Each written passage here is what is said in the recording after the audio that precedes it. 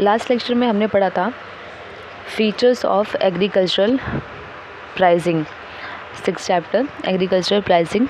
इस लेक्चर में हम पढ़ने वाले हैं ऑब्जेक्टिव्स ऑफ एग्रीकल्चरल प्राइसिंग। तो फर्स्ट ऑब्जेक्टिव क्या है, मतलब अगर एग्रीकल्चर प्राइसिंग सेटअप हो रही है तो there should be some objective. So the first objective is to provide remunerative prices. Yes, to provide remunerative prices. Remuneration means salary, ठीक है। तो basically to the farmers so that they no only cover the cost but earn the enough income, okay, to improve the agricultural and also their living standard।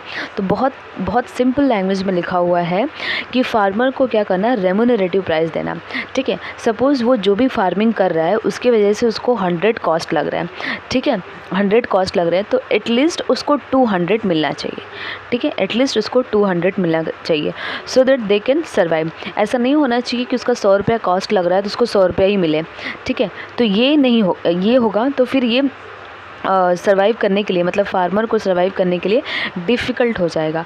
तो अगर हम उसको remunerative price देते हैं, मतलब कि जैसे कि सैलरी उसको मिल रही है, मतलब इनकम मिल रही है मोर देन कॉस्ट, तो वो क्या हो सकता है, उसकी लिविंग स्टैंडर्ड जो है वो इम्प्रूव हो सकती है, ठीक है।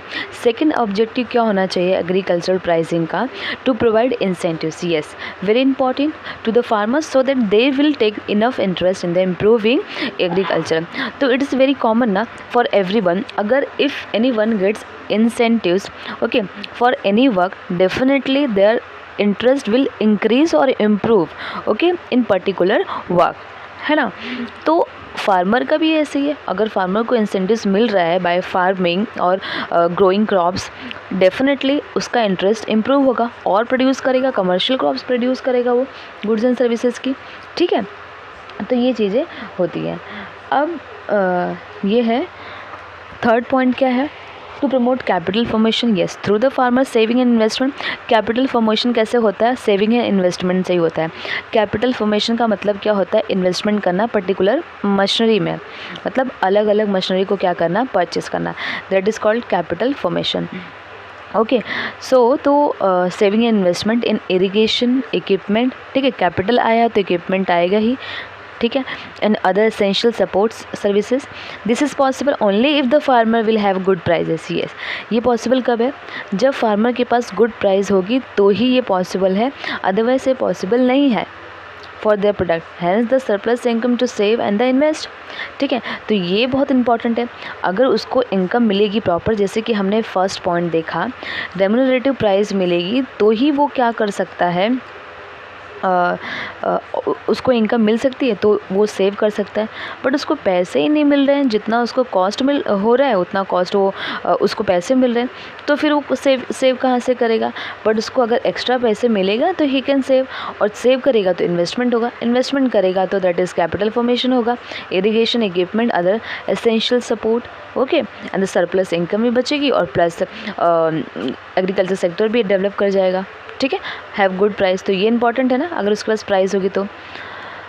To have better terms of trade, yes, between the agriculture and non agriculture sector, ठीक है। प्राइमरी और सेकेंडरी सेक्टर में क्या होना चाहिए, जो टर्म्स एंड कंडीशन है ट्रेड की, दैट इज़ ट्रांजेक्शन की, वो बहुत प्रॉपर होनी चाहिए, ठीक है। It is usually argued that agriculturalist suffer from the adverse term of trade through their non-collusive evidence for the same, yet the better price will have the farmer enjoy more income, ठीक है। तो problem क्या हो जाती है, terms and condition है mostly farmer के favour में नहीं होते हैं, ठीक है, ये प्रॉब्लम बहुत ज़्यादा होती है। तो फिफ्थ, तो क्या करने का, तो गेट बेटर प्राइस, अगर उनको बेटर प्राइस मिल रही है इससे, तो ये उनके लाइक इनकम को इम्प्रूव कर सकती है और वो और कुछ भी एग्रीकल्चर सेक्टर में कर सकते हैं। फिफ्थ ऑब्जेक्टिव क्या होगा एग्रीकल्चर प्राइसिंग का, to reduce income inequality, yes, between the primary and non primary sector. तो चेंजेस, जैसे कि हम अगर प्राइमरी सेक्टर देखें तो प्राइमरी सेक्टर में एग्रीकल्चर आता है, नॉन प्राइमरी सेक्टर में आते हैं सेकेंडरी और टर्शरी सेक्टर। तो changes agricultural prices effect the transfer of the income between agriculture and non agriculture sectors of the economic. तो रिड्यूस द इनइक्वालिटी, अब रिड्यूस इनइक्वालिटी का मतलब क्या होता है, अगर इनफ प्राइस मिलेगी एग्रीकल्चर दैट इज़ फार्मर को अगर इनफ प्राइस मिलेगी तो उनकी भी स्टैंडर्ड ऑफ लिविंग इंक्रीज़ हो जाएगी, इम्प्रूव हो जाएगी। ठीक है, तो जो इनइक्वालिटी है between primary and non primary sector में वो थोड़ी बैलेंस हो जाएगी। ठीक है, तो ये क्या है, ऑब्जेक्टिव है एग्रीकल्चर प्राइसिंग का, ये सब अचीव करने के लिए। 6.1 क्या है, to prevent inbuilt fluctuation. Yes, agriculture prices में, एग्रीकल्चर सेक्टर में फ्लक्चुएशन बहुत होता है। ठीक है, सीजनल फ्लक्चुएशन बहुत होता है, इवन इन प्राइस और सारी चीज़ों में होता है। तो in agriculture price due to the seasonal nature of agriculture, है ना, नेचुरल कैलेमिटीज़ वगैरह हो जाती है तो बहुत प्रॉब्लम हो जाती है क्रॉप्स के साथ, और लो प्राइस मिलती है तो भी प्रॉब्लम हो जाती है। लो इलास्टिसिटी ऑफ डिमांड है and the biological nature of the agriculture product.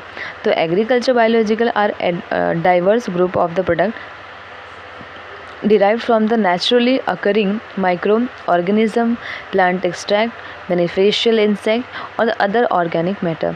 तो to prevent inbuilt fluctuation, ये सारी चीज़ें हमें एग्रीकल्चर सेक्टर में करनी चाहिए सो that they can produce organic food, है ना, और एक प्रॉपर वे में वो सारी चीज़ें, मशीनरी एंड ऑल प्रोडक्ट सारी चीज़ें यूज़ कर सके।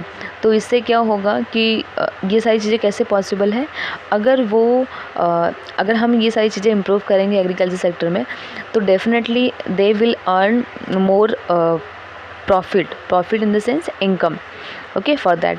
तो ये चीज़ें होनी चाहिए। 7th, to encourage rational utilisations of land and other inputs through an appropriate price policy of agricultural product. To encourage rational utilisation of land, ठीक है, तो ये क्या बोला है कि to encourage rational utilisations of land. तो जो भी उनके पास लैंड है, जो भी उनके पास ज़मीन है उसको क्या करना, रैशनल यूटिलाइजेशन। रैशनल यूटिलाइजेशन का मतलब क्या, like other inputs through N appropriate price policy. ठीक है, जो भी वो लोग क्रॉप्स प्रोड्यूस कर रहे हैं वो प्रॉपर एप्रोप्रिएट प्राइस पॉलिसी में होना चाहिए।